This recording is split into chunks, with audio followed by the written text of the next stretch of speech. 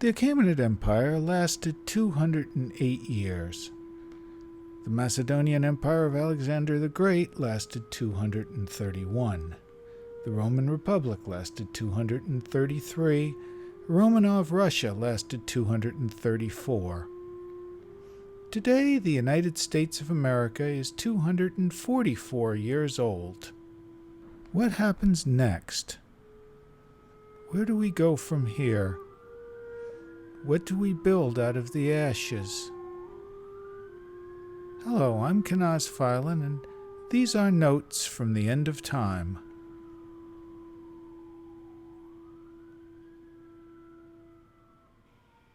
Hello again, everybody. This is Kanaz Phylan back with you once again for the 19th episode of Notes from the End of Time. We're going to be taking a look at the Grail legend again today.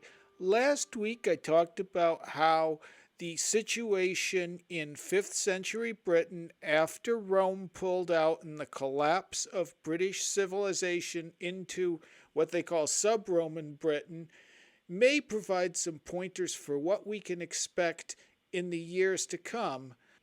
When Roman rule ended in Great Britain, there was a long period of chaos, and one battle that happened in Badon Hill, as I said last week, we don't know much about it. We're not even certain of the warlord who led the battle. Some call him Ambrosius and some call him Arthur. But that battle became the defining myth of the English people. And this week I want to talk more about that myth and how this little squabble on an obscure hill between Saxons and Britons became such a big deal. What happened? How was that myth made?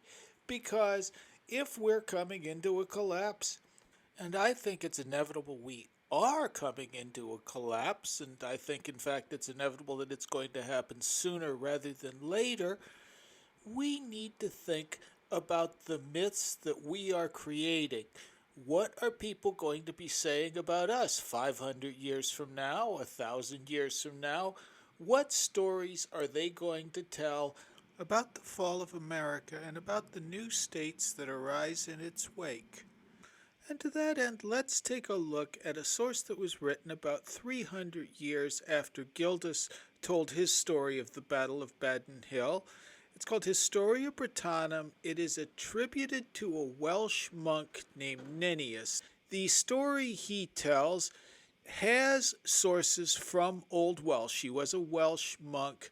He goes into a little more detail about Arthur. He notes that Arthur was not the highest ranking amongst the Britons. We have not gotten to the King Arthur story yet, but Nennius says that because Arthur was such a skilled warlord, he was chosen to lead in 12 battles, and he won every one of them.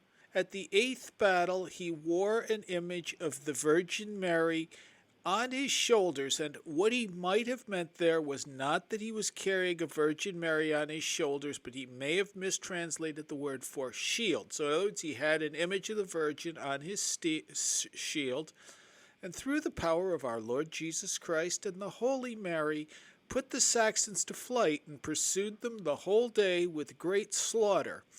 The 12th battle was at Badon, and according to Nennius, 940 fell by Arthur's hand alone, no one but the Lord offering him assistance. And the first thing you may note is it's a bit incredible that a single man could kill 970 people in one battle, no matter how skilled he is, but this gets into a very important point about the difference between the medieval and the modern worldview. In the modern worldview, truth is connected to accuracy. You want to look at the data, you want to know exactly how many people were at the battle, exactly what happened, exactly where the battle is located. For us, truth is inextricably connected to facts. The medieval scholar viewed the world as imago Dei. It was the image of God, and when you looked at historical events, you wanted to find, above all, the lessons to be gained therein. What was the moral point of this battle? And the point here was Arthur's heroism. This also was Synecdoche was involved here. Arthur was shorthand for Arthur and his troops, and the idea of Arthur and a small band of men killing 970 is a bit less incredible. It's also the point being made that Arthur was a great leader and a great hero. There is also the note that Arthur had the image of the Virgin on his shoulders, or on his shield as you prefer. This is interesting because at this time, pagan and marauders are still a problem. Within a century or so after the heathens, the Saxons, had taken England, they had converted to Christianity. At this point, Saxons and Britons share a common religion.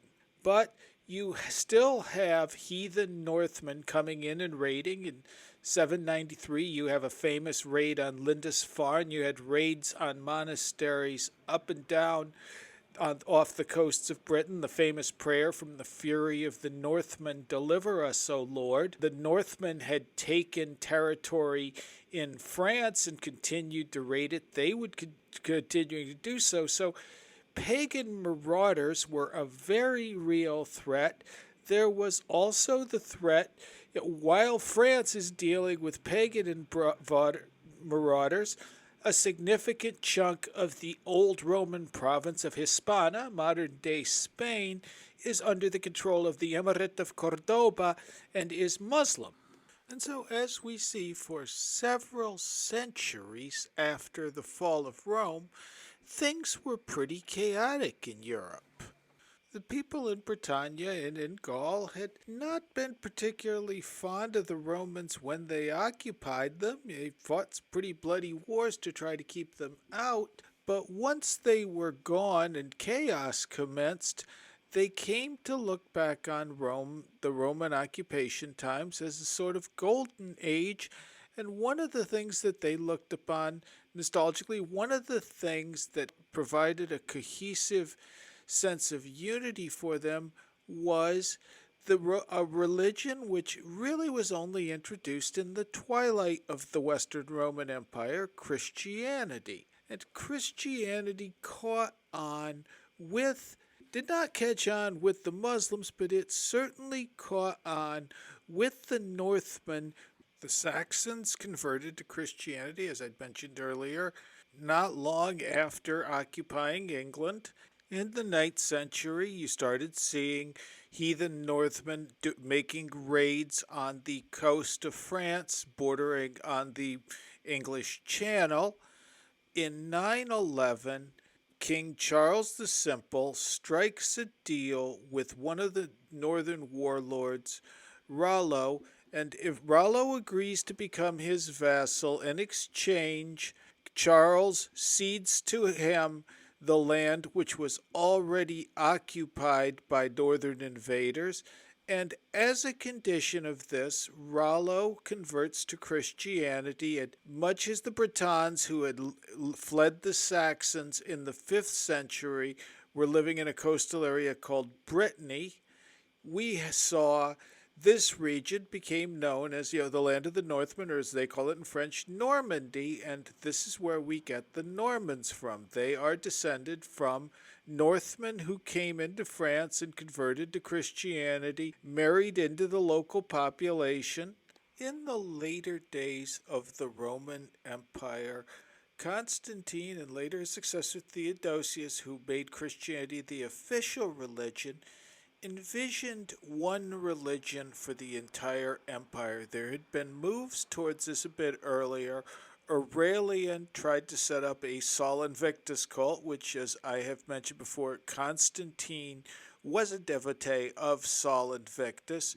Also to their east, the Persians had made Zoroastrianism the official religion of their empire. In the Eastern Roman Empire, of course, you saw what's now called Byzantium. has become the center of Christendom, and Byzantium is renowned for being fabulously wealthy. Most of the luxury goods you were seeing in Europe were coming through Byzantium, which is a huge center of trade. It's very strategically located on the Bosporus.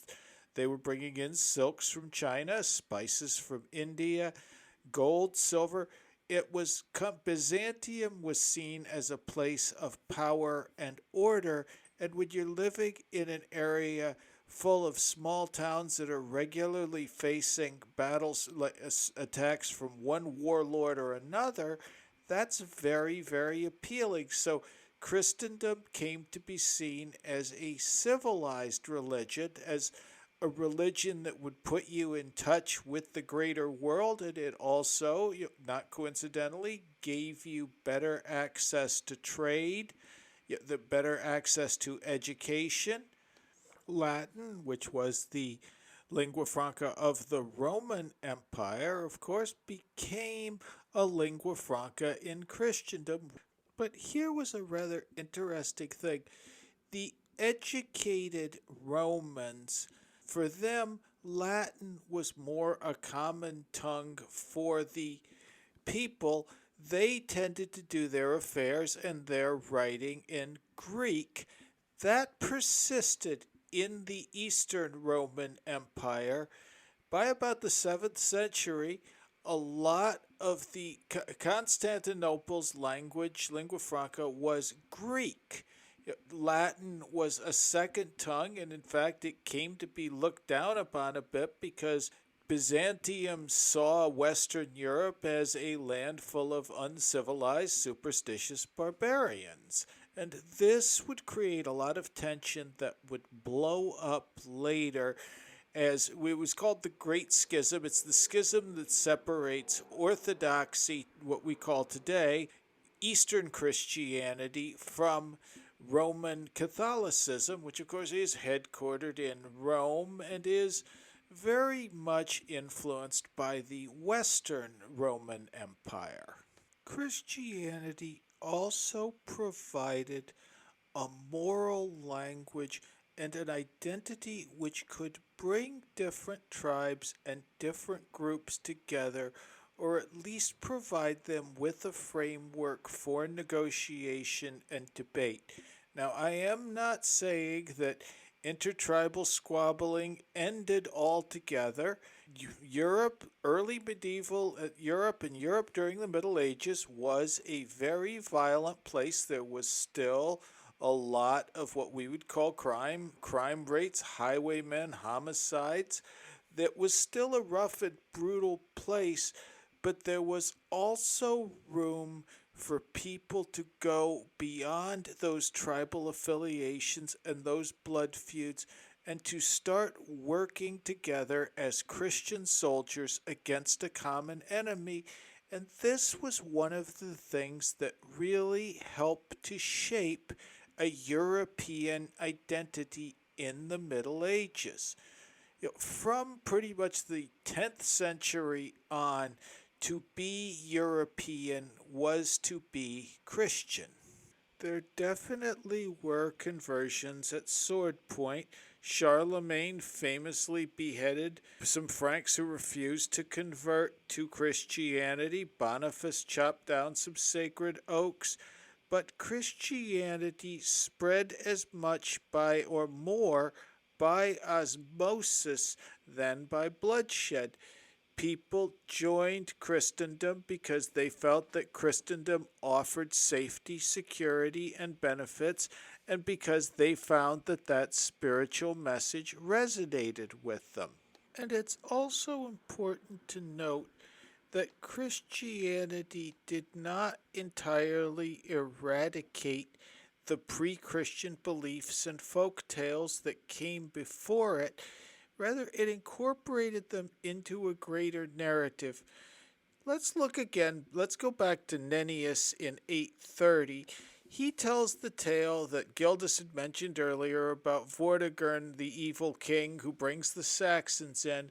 But here's an interlude where Vortigern meets a young boy who leads him to a hidden pool There's a tent there and two snakes, one red and one white, and those snakes struggle until the red one chases the white one out of the tent into the water. Now, the boy identifies himself as Ambrose, the son of a Roman consul, and Gildas earlier had said that the warrior who won the battles against the Saxons in the late 5th or early 6th century was named Ambrosius, and he was the son of Roman parents. A couple centuries later, this young boy is identified as Ambrose, the son of a Roman consul, and what he explains to Vortigern about this strange encounter he's had is, I will now unfold to you the meaning of this mystery. The pool is the emblem of this world, and the tent that of your kingdom. The two serpents are two dragons. The red serpent is your dragon, but the white serpent is the dragon of the people who occupy several provinces and districts of Britain, even almost from sea to sea. At length, however, our people shall rise and drive away the Saxon race from beyond the sea whence they originally came. But do you depart from this place where you are not permitted to erect a citadel. I, to whom fate has allotted this mansion, shall remain here, whilst to you it is incumbent to seek other provinces where you may build a fortress. And these images, the child who prophesies, the red serpent and the white serpent, these are tales from pre-Christian Britons. They were found in Wales. Similar tales are found in Ireland and in Cornwall. These pre-Christian images have become incorporated into a Christian legend. An Irish tale tells the story of St. Comgall baptizing a mermaid who was caught in a net. According to the story, her name was Liban. She was the daughter of Yachid, king of Ulster. And one day, Yachid's palace floods, and as do his lands. Everybody who lives there drowns, except Liban, who lives under the lake which forms Lake Iod for a year with her pet dog. After that, she's transformed into a mermaid, and her dog is transformed into an otter. For 300 years, Liban swims around the sea, swims east, swims west, hither, thither, over each sea, until she's caught in this net by Comgall. She is educated in Christianity. He baptizes Liban, and when she dies, she's buried in a monastery and becomes known as the Mermaid Saint. And of course, this is a common accusation raised against Roman Catholicism, is that we incorporated a lot of paganism and pagan rituals which are unscriptural, and frankly, for me, that is a feature, not a bug. My ancestors were not savages who walked around in benighted darkness.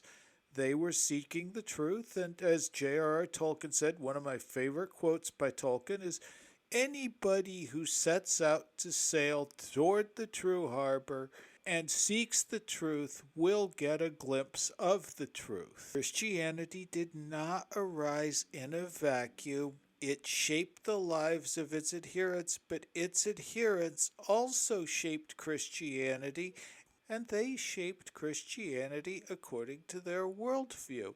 Christianity incorporated ideas from surrounding religions and recast them in a Christian light. Hence the title of this episode, The Baptized Gods. And we're going to return again to the baptized gods in a few minutes, but for right now, let's turn our attention back to those Northmen who landed on the coast of France and who are now residing near Brittany in an area that's become Normandy. Now, it's a common canard that Christianity is a slave religion and it makes people pacifists, and the Normans, alas, never got that memo. The Normans went on to become some of the greatest warriors in France. About 150 years after the conversion of the Normans, we see Norman forces led by William the Conqueror famously winning the Battle of Hastings, and occupying what had been Saxon-held England. And 30 years after that 1066 victory, in 1096, Norman Crusaders are some of the first and fiercest warriors on the campaign to retake the Holy Land, and by 1099, for 475, nearly 500 years, the Holy Land had been in non-Christian hands. The Persians had been holding it. Then when Persia fell to the Islamic onslaught, it was in Muslim hands, and it had been in Muslim hands, as I said, for 475 years. By 1099, Christians controlled Jerusalem.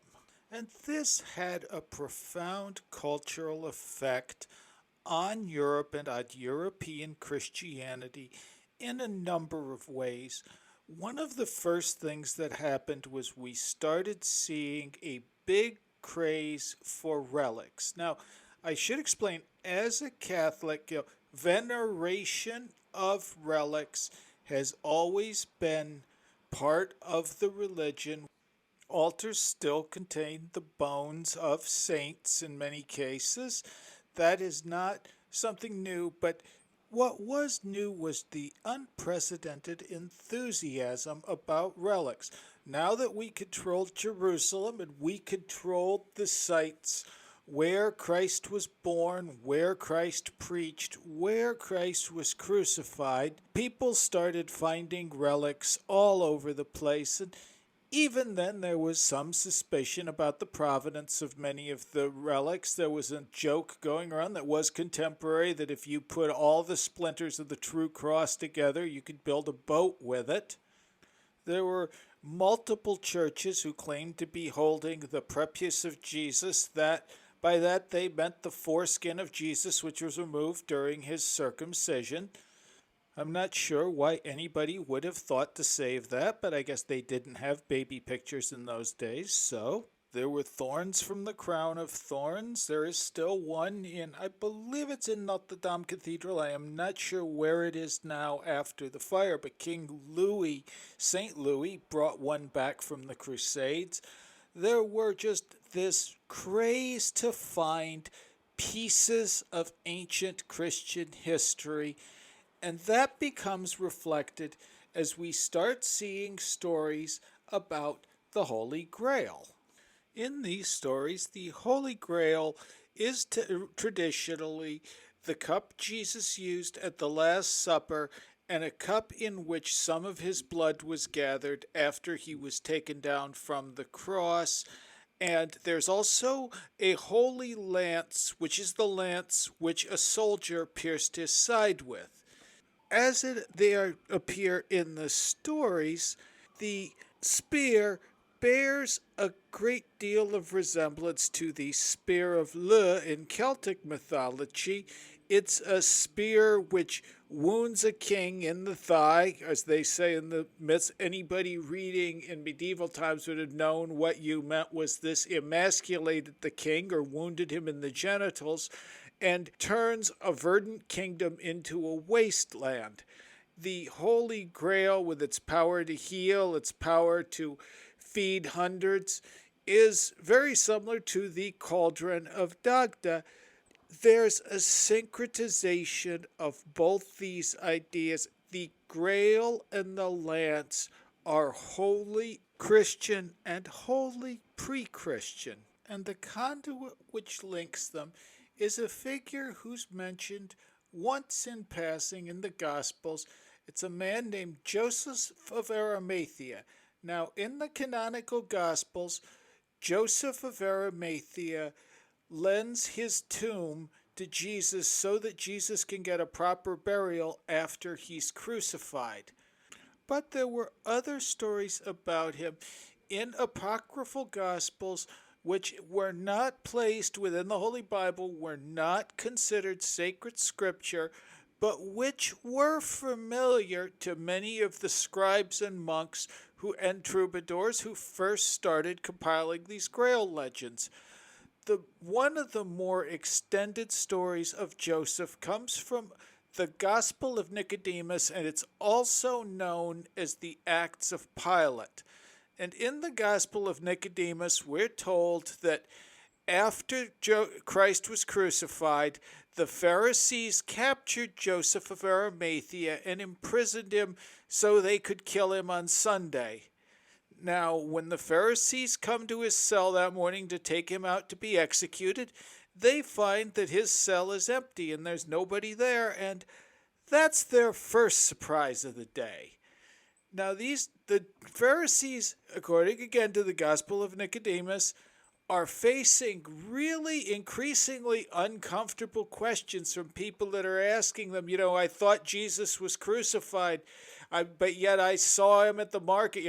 We've seen Jesus preach, and the Pharisees are getting really worried about this, so they send an apology to Joseph. They have a messenger go to Arimathea to his home, and they acknowledge, okay, your miraculous escape was proof God didn't want you killed. Could you come back here to Jerusalem? We want to find out what happened. And Joseph returns to Jerusalem, and he explains to the Pharisees, and this is a quote from the Gospel, "In the evening of the preparation, when you secured me in prison, I fell a praying throughout the whole night and throughout the whole day of the Sabbath. And at midnight I see the prison house that 4 angels lifted it up, holding it by the 4 corners. And Jesus came in like lightning, and I fell to the ground from fear. Taking hold of me, therefore, by the hand, he raised me, saying, 'Fear not, Joseph.' Thereafter, embracing me, he kissed me and said, 'Turn thyself and see who I am.' Turning myself, therefore, and looking, I said, 'My Lord, I know not who thou art.' He says, 'I am Jesus, whom thou didst bury the day before yesterday.' I say to him, 'Show me the tomb, and then I shall believe.' He took me, therefore, by the hand, and led me away to the tomb which had been opened. And seeing the linen and the napkin, and recognizing him, I said, 'Blessed is he that cometh in the name of the Lord,' and I adored him. Then, taking me by the hand, and accompanied by the angels, he brought me to my house in Arimathea, and said to me, 'Sit here for 40 days, for I go to my disciples, in order that I may enable them fully to proclaim my resurrection.'" Another folk legend of the time claimed that Joseph of Arimathea was not just a wealthy believer, he was Christ's uncle, and that he had grown wealthy as a tin merchant. And now that is not really far-fetched. We know that there was a great deal of trade in tin along the Mediterranean.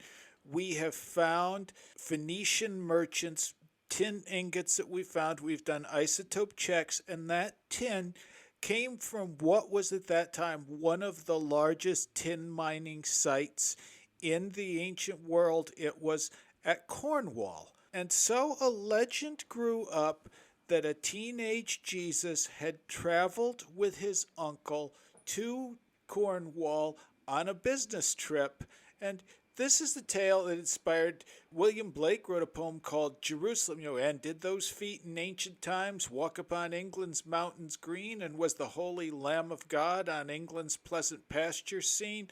That was based on a long-standing Cornish legend. And again, I cannot say that Joseph of Arimathea specifically traveled there at that time, but I can say that within the first century before you would have seen merchants traveling from the Levant, from what we call today the Middle East, through the Mediterranean, out to Cornwall to get access to the tin mines. That would have been a long and an arduous trip, but it definitely could have been a lucrative trip. So that part may be, again, that's another one of those examples. It's a legend which has at least some root in historical fact. Another contemporary legend stated that Joseph of Arimathea came to England after his release, and he built the first church in England on the site of what became Glastonbury Abbey, and he planted his staff in the ground, and from that staff grew the holy thorn of Glastonbury. That was a hawthorn tree which bloomed on the dates of Christmas and Easter. That holy thorn tree was cut down during the English Civil War by Oliver Cromwell's forces. Cuttings were saved from it, and there are still cuttings of that thorn tree. There was a holy thorn on the old site in Glastonbury. It had been there since 1951. It was vandalized in 2010 by people with unknown motivations. Experts have concluded that the holy thorn did in fact originate in the Middle East. So it's a curious mystery we have here. And a poem written at the beginning of the 13th century by a man named Robert of Barone, Joseph d'Arimathea, Joseph of Arimathea, expounded further on the Gospel of Nicodemus story. In this story, Joseph and Nicodemus take Christ down from the cross. Joseph keeps some of Christ's blood in the chalice from the Last Supper. In this story, Joseph is not released on Sunday morning. He's thrown into the depths of a dark, noisome dungeon and left alone for 35 years. But each day for 35 years, a dove flies into his cell bearing a single Eucharist wafer. And this sustains Joseph until he's finally freed. When they come in to check up on him, somebody thinks, oh, of course you're just going to find a skeleton. He's been there without food or water for 35 years. They come down, he is still alive, and he is freed. From there, he travels to a distant land with the Grail, which he has received from Jesus. He travels with a relative named Hebron, but Hebron is called throughout the poem Bron, and anybody who knows anything about Celtic mythology will think, gee, that name greatly resembles Bron the Blessed. And Joseph, Bron, and 10 other virtuous men in this land, they spend years feasting on food which only righteous people can eat or can even see. Bron has 12 mighty sons, and Robert of Boron's story ends with the company heading west, and Bron, the rich fisherman, as they call him, receives the Grail from a dying Joseph and then moves to Britain. And these efforts to link English history with Christian mythology have a lot of precedent. When Virgil wrote the Aeneid, he linked the founding of Rome to exiles fleeing from Troy after they had lost the Trojan War. And that was to link Rome with Greek history because Romans always had a very interesting relationship with Greek culture. The Greeks were seen as more sophisticated, they were better philosophers, they were better intellectuals, but Romans were better fighters. And so Rome conquered Greece, but then ultimately Greece conquered Rome. As I mentioned earlier, Roman aristocrats and Roman courtiers did most of their writing in Greek, gave most of their speeches in Greek. Latin takes on the role which Greek did in post-Roman Europe. In the case of the Grail legend, they were not particularly interested in learning Hebrew or Aramaic or making it a lingua franca, but they wanted to connect British history to biblical history, and that was the role that Joseph of Arimathea held, and he becomes a pivotal figure in the Grail legend, especially after 1191, when monks at Glastonbury Abbey exhume a large hollow oak marked with a lead cross which proclaims, "Here lies buried the glorious King Arthur and Guinevere, his second wife, in the Isle of Avalon." We have an eyewitness account to this disinterment from a monk named Gerald of Wales. He notes that Arthur's bones were so huge that his shank bone, when placed against the tallest man in the place, reached a good 3 inches above his knee, and that the eye socket was a good palm in width. And Gerald was very happy to find these bones excavated because he really hoped to tamp down a rather embarrassing old superstition which was still pretty common among the Bretons. As Gerald explains, the body of Arthur, who had been mortally wounded, was carried off by a certain noble matron called Morgan, who was his cousin, to the Isle of Avalon, which is now known as Glastonbury. Under Morgan's supervision, the corpse was buried in the churchyard there. As a result, the credulous Bretons and their bards invented the legend that a fantastic sorceress called Morgan had removed Arthur's body to the Isle of Avalon so that she might cure his wounds there. According to them, once he is recovered from his wounds, this strong and all-powerful king will return to rule over the Britons in the normal way. The result of all this is that they really expect him to come back, just as the Jews, led astray by even greater stupidity, misfortune, and misplaced faith, really expect their Messiah to return. And Gerald of Wales is not the only person to mention this belief among the Bretons.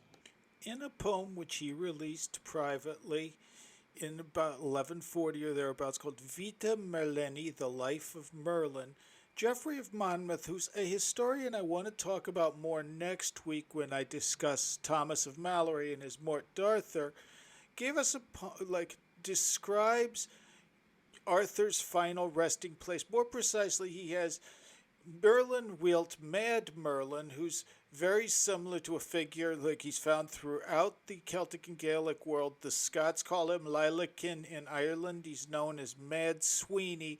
And Merthin Wilt, or as he would become Merlin in English, is wandering about, and he meets the bard Taliesin. And Taliesin tells Merlin of Arthur's final resting place on Innisfallen, the island of apples.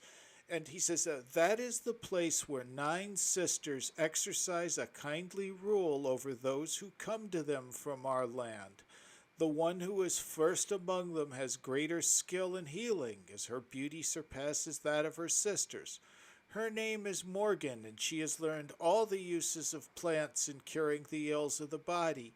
She knows, too, the art of changing her shape, of flying through the air like Daedalus on strange wings. At will she is now at Brest, now at Chartres, now at Pavia, and at will she glides down from the sky onto your shores. It was there we took Arthur after the battle of Camelot, where he had been wounded. Berinthus was the steersman because of his knowledge of the seas and the stars of heaven. With him at the tiller of the ship, we arrived there with the prince, and Morgan received us with due honor. She put the king in her chamber on a golden bed, uncovered his wound with her noble hand, and looked long at it. At length she said he could only be cured if he stayed with her a long while and accepted her treatment. We therefore happily committed the king to her care and spread our sails to favorable winds on our return journey. And Geoffrey certainly took some liberties with the source matter. That's in his version of the story. Arthur subdues Scotland, Ireland, Iceland, the Orkneys, Norway, Dacia, modern-day Romania, Aquitaine, and Gaul.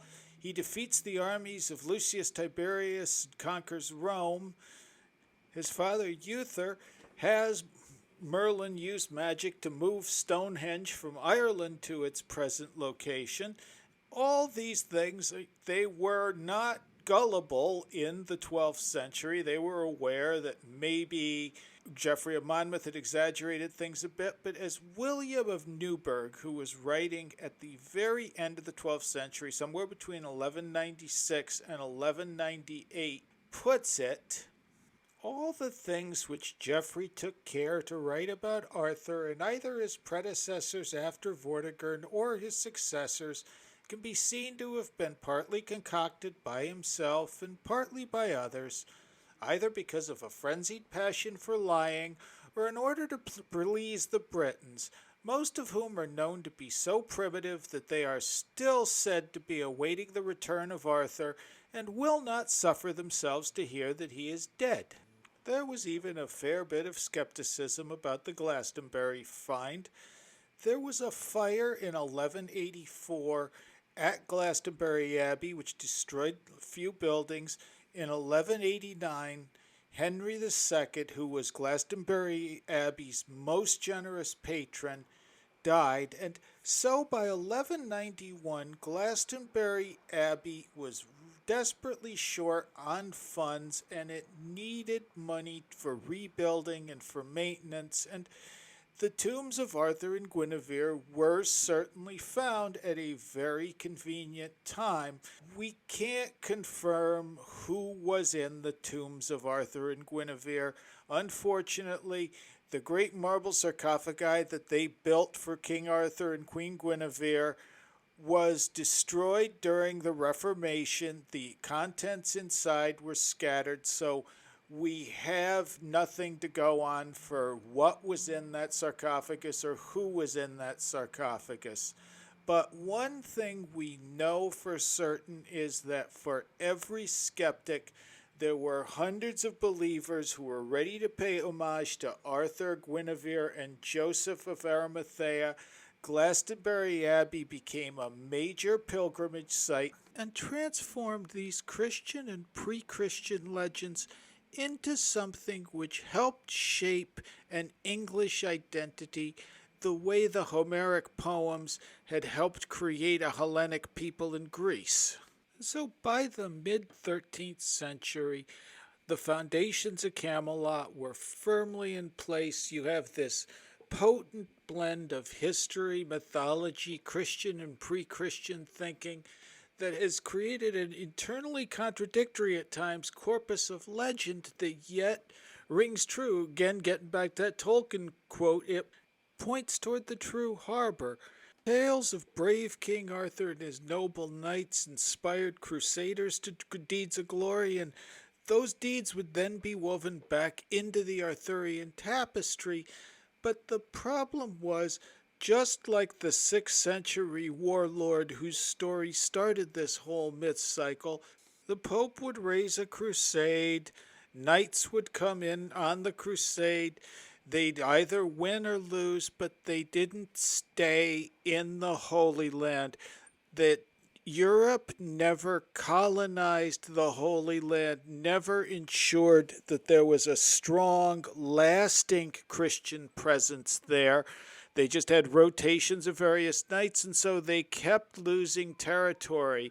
By 1291, the Christians had been driven out of their last stronghold at Acre. Since that time, the Holy Land has never again been held by Christian forces. A couple decades after losing the Holy Land, Northern Europe gets hit with what we call the Little Ice Age. It was cold, wet weather. There were crop failures across Northern Europe between 1315 and 1317. We have surviving contemporary records from Ramsey Abbey in Cambridgeshire, England. It shows in one manor only 6 of 48 animals survived. In another manor, the number of cows went from 45 to 2. People consumed the last of the seed grain. After that, they started resorting to bark, grass, dogs, mice, and ultimately far worse. When you read Grimm's Hansel and Gretel, a lot of scholars believe that that story of a stepmother pressuring her husband to abandon her stepchildren in the woods because there's no food, and a witch taking them in to fatten them up so she can eat them, is an echo of that time period. It was a time when excess children were abandoned and those children were at times eaten.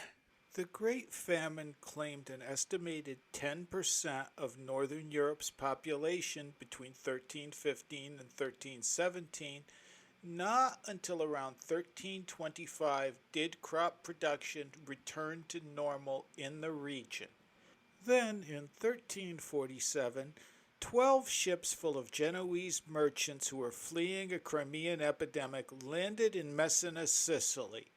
When dock workers got on board, they found that most of the sailors were already dead, and those still alive were covered in oozing black boils.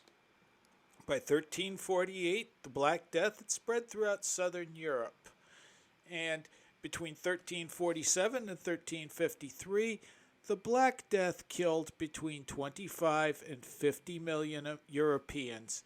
The mortality rate in the countryside was around 25%. In cities like London, Florence, and Paris, more than half the population succumbed to the Black Death. We have a record of what the Black Death did in Florence from a man named Boccaccio. This is from his Decameron. Some there were who conceived that to live moderately and keep oneself from all excess was the best defense against such a danger. Wherefore, making up their company, they lived removed from every other, and shut themselves up in houses where none had been sick, and where living was best.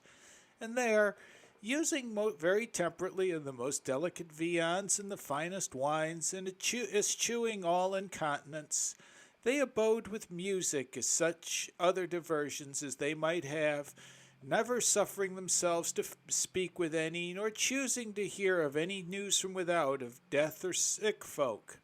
Others, inclined to the contrary opinion, maintained that to carouse and make merry and go about singing and frolicking and satisfy the appetite in everything possible, and laugh and scoff at whatever befell, was a very certain remedy for such an ill. That which they said they put in practice as best they might, going about day and night, now to this tavern, now to that, drinking without stint or measure, and on this wise they did yet more freely in other folks' houses. But they scented there aught they liked or tempted them, as they might lightly do, for every one, as he were to live all no longer, had abandoned all care of his possessions as of his self. Wherefore the most part of the houses were become common good, and strangers used them whenas they happened upon them, like as the very owner might have done. And with all this bestial preoccupation, they still shunned the sick to the best of their power. This is also a time when you start seeing the rise of the flagellants, who are going through towns scourging themselves for their sins. Mobs start burning Jews and heretics because they're convinced that they are the reason why God's wrath has befallen upon them. But there is one unexpected upside to all of this chaos. Labor shortages in the wake of the Black Death lead to the higher wages. They lead to the development of a growing middle class among the survivors. This is the end times for the age of feudalism. The Middle Ages have ended in famine and pestilence, and out of those ashes we're going to see a renaissance arise.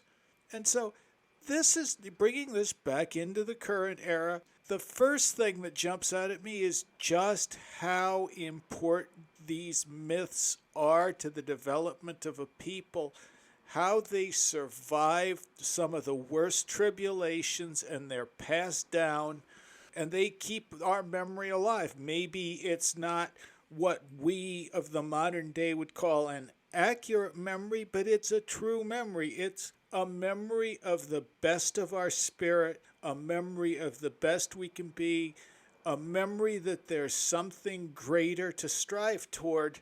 And I also think it's important when we see this to ask ourselves why it is that our enemies, the people who hate Christ, who hate Western civilization, and who hate the European people, have been working so very, very hard to tear down our myths.